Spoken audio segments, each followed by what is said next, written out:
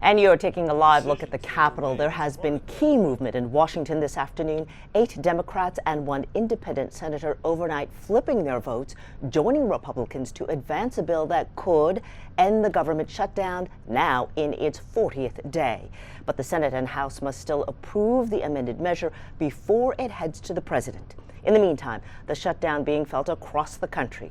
Here in Houston, flight reductions continue at both airports. KHOU 11's Jalissa Garza live from Bush Airport with the latest. Jalissa, what are you seeing out there?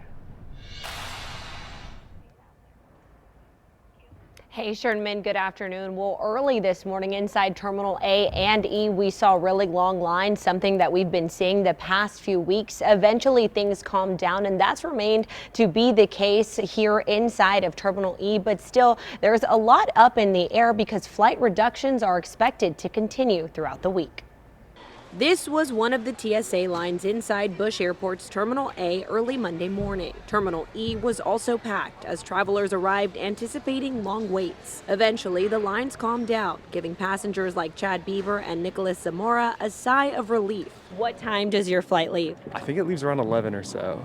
And you got here at 7 in the morning? Yeah, we were anticipating a lot longer lines, but are kind of pleasantly surprised. Staff shortages at airports affecting TSA agents, air traffic controllers, and other federal workers are at the heart of the uncertainty as many employees are still working without pay. The FAA says flight reductions will reach 6% starting Tuesday and 10% by Friday if the shutdown continues. United Airlines issued a statement Monday morning saying in part, our customers and employees have experienced firsthand the negative impact of the shutdown and staffing shortages causing flight delays, disruptions, and cancellations. It is critical that the Senate quickly send this legislation to the House and the House pass it as soon as possible so that government can reopen and reliable air travel can resume as we near the busy holiday travel season.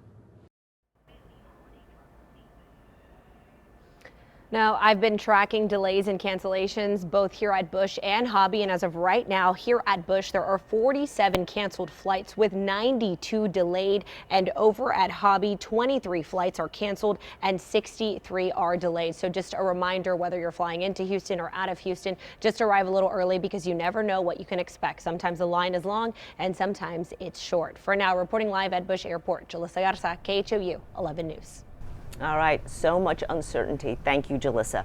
The union representing air traffic controllers also giving an update in just the past 2 hours. Cheryl Mercedes joining us from the newsroom with more on what they had to say. Cheryl. Hey, Sherman, union leaders called this situation, quote, unacceptable and unsustainable. The shutdown has dragged on for more than a month, and that means many air traffic controllers have now gone with at least out without 2 paychecks. That's a lot.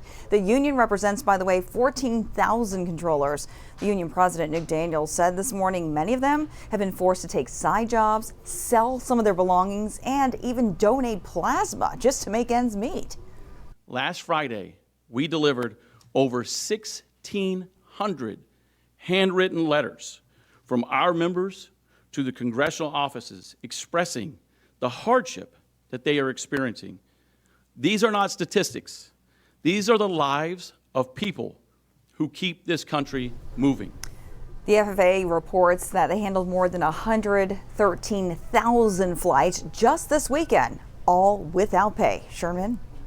All right, Cheryl, thank you.